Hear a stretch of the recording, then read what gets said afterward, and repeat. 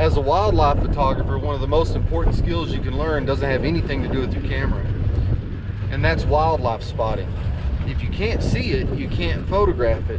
And wildlife spotting is important whether you're in your own backyard or whether you're in the Okavango Delta of Botswana like we are today.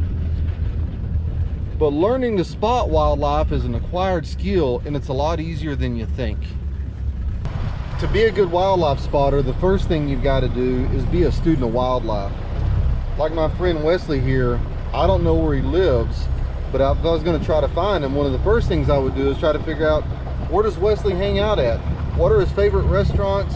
Where does he sleep at night? Where does he go during the day? And once I have an understanding of that, I can put myself in a position to be able to find Wesley a lot easier. I may not have his address, but if I know of all those places he goes every day, if I go to that spot every day, I can find him. That sounds simple, but that holds true whether you're looking for white-tailed deer, whether you're looking for pikas up in the mountains, or whether you're looking for elephants out here in the Delta like we are.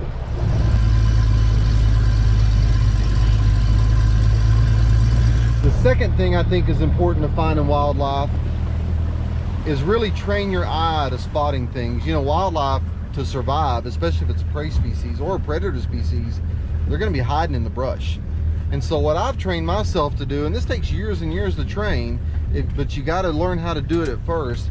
What I do is I just look through the landscape and I pick out that little bit of color or that little shape that doesn't seem to apply.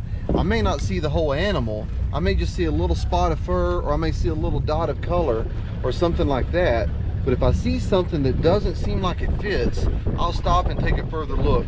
And if you do that, you won't believe how many times that you spot wildlife that before you may have driven just right past.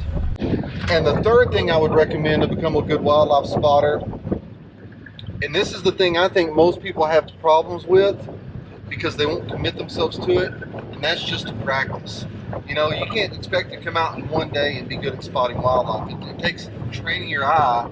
And even the best wildlife spotters, it takes years for them to train themselves. But what you got to do is you got to get out every day and try. Whether you're driving around in your neighborhood, practice looking for squirrels, practice looking for songbirds, practice that technique of finding that spot. But the main thing is you've got to practice. And so every time I come out in the field, whether I'm back at home or again leading this photography workshop in Botswana, I'm practicing all the time the skill and the art of spotting wildlife. So if you'll learn all you can about the species you're trying to photograph, learn their habits, learn where they live, learn what they eat, number one. Number two, when you're in the field, don't expect to see the whole animal all the time.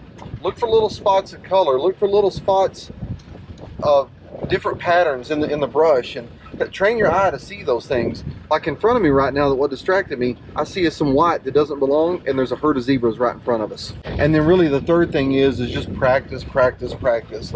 Commit the time to go to the field and train your eye over and over again to spot wildlife. I said it in the first place, you can't photograph what you can't see, and so if you train yourself to be a better wildlife spotter, you're going to be a better photographer.